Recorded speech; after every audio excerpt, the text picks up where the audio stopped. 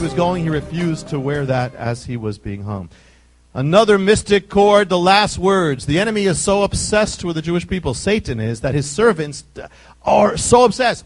Hitler's last public words, his very last sentence publicly was, fight the Jewish people. The whole thing was against the Jews. His crony, Julius Streicher, died shouting, Purim. Joseph Stalin, the last meeting he ever had, he was plotting the destruction of the Jewish people, had a stroke, that was the end, or was poisoned, he died. Saddam Hussein stood at the gallows. Among the last words that he planned, of course we know that things went back and forth, but the planned statement was, just before the rope was around, he shouted, God is great, Allah, the nation will be victorious, and last, Palestine is Arab. In other words, his last words were about the Jewish people that he planned to say. In other words, what he's saying by Palestine is saying that all Israel, the Jews, are to be destroyed and wiped off of Israel. That's what he's saying. His last planned words. There was a story told in the Second World War that Hitler went to a fortune teller to get a sign for his future, and finally she says to him, you're going to die on a Jewish holiday. He says, which one? She says, any day you die will be a Jewish holiday. Fascinating, because Hitler actually banned a Jewish holiday, and the holiday he banned from being celebrated was Purim. Saddam Hussein died, it was a holiday. It was a Muslim holiday. Just like Haman died on a holiday, he died on a Muslim holiday, and that Muslim holiday was called Eid ul-Adha, which is Abraham. They celebrate Abraham offering up Ishmael. And they say that Ishmael saved the last minute, and then Abraham offered up a sacrifice. So now it's significant, because obviously it's a twisted story of the original account, which is not Ishmael, it's Isaac. So interesting, he died when the people in the Muslim Islamic world were celebrating without realizing it. Who was Isaac? If Isaac died, that would be it for the Jewish people. All the Jewish people were in Isaac, but he was saved at the last minute. So what was that holiday? It was celebrating ultimately that the Jewish people are saved at the last minute. That's when Saddam Hussein died. So they hung Haman on the gallows he made for Mordecai.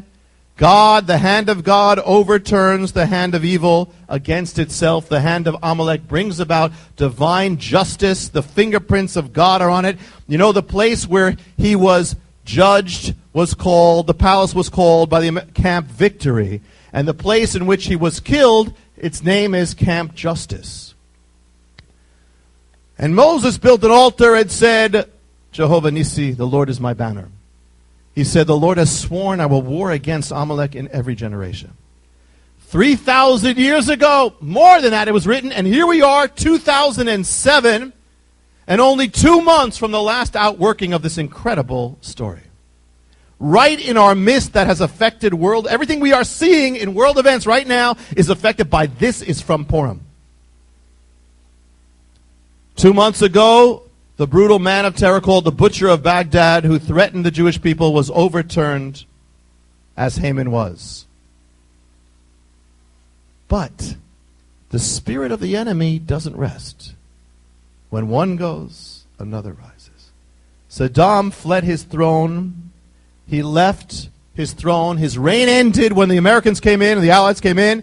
He left the throne on April 9, 2003. His reign ended. He fell from power April 2003. Went into hiding. In that same year, that very same month, events began to transpire nearby in the actual land of the city of Purim, Shushan, in that land of that. There was a man there, obscure, not at all known in his nation, but in that month, the month of the fall of Saddam Hussein, events began turning that would lift this obscure man to power, just as Haman was lifted up. The land was Persia of Purim, now known as Iran. The man's name was Mahmud Ahmadinejad. In the same month of Saddam's fall, he began his rise. He was lifted out of obscurity And within 25 days of Saddam's fall, he became the mayor of Tehran, which marked the beginning of his rise. Within 2 years, this obscure man would become the president of Iran and would threaten again to bring nuclear power to Iran and to destroy the Jewish people off the map. The Lord has sworn he will war against Amalek in every generation. What do we learn? Man, God is awesome, amazing. His ways are mighty and real. The enemy is real. He's always going to seek to war against God and his people, and that means you. And that's why this is so important. God is so great. He holds the mystery to it all. And it's not only that every event had to be right in place of world news, but you know what else had to be right in place? Every event in your life, God had to be working everything together because everything touches everything else. So the last years, every part in your life is part of the story. Because if one thing's out of place, the whole thing goes out of place. So it means that God, no matter what it looks like, God has everything perfectly in his hands. God is king no matter what. In other words, he's got the whole world in his hands. Got the whole wide world in his hands. Got you and me, brother, in his hands. He's got you and me, sister. He's got you and me, babies, in his hands. He's got the whole world in his hands. Secondly, lastly, you've got an enemy. He rages against you as the enemies of Israel rage against her. Pharaoh raged against Israel. Amalek, Haman raged, Antiochus raged, the Tsars raged, Caesar's raged, Hitler raged, the Soviet Union raged, but Pharaoh was wiped away. Amalek was blotted out. Haman was hung. Rome is no more. Hitler's gone. The Soviet Union crumbled, but the children of Israel live. The nation of Israel lives, and because the God of Israel lives. Saddam Hussein raged against Israel, threatened to destroy it, flaming missiles, but Saddam Hussein was overturned, gone the way of Haman by the hand of the Almighty. But the children of Israel still live. Osama bin Laden threatens to destroy Israel and America. Hamas threatens to destroy Israel. Hezbollah threatens. Mahmoud in Iran threatens with all the power of Iran and nuclear weapons, threatens to destroy it. But Osama bin Laden will not. Hamas will not. Hezbollah will not. And all the nuclear powers of the world will not, because the hand of God is stronger.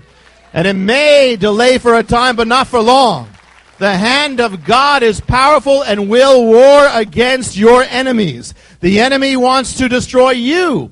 He threatens to destroy you with problems and with opposition and discouragement and sin and snares and fear and all that he could do to destroy you. Because you belong to God. But Pharaoh couldn't do it. Amalek couldn't do it. Nero couldn't do it. Hussein couldn't do it. Bin Laden can't do it. Ahmed cannot do it, because all the powers of hell cannot do it. All the powers of darkness and all the weapons of the enemy put together cannot come against the hand of God. You stand with God, that's the power of his might. He who keeps Israel will not slumber nor sleep. He who keeps you will not slumber nor sleep. Satan won't do it. Angels won't do it. Principalities won't do it. Nothing will separate you from the love of God. For you are more than conquerors in Messiah Yeshua, who is the name above every name. Stand firm, be strong, for greater, much greater is him who is in you than he who is in the world. Happy Purim.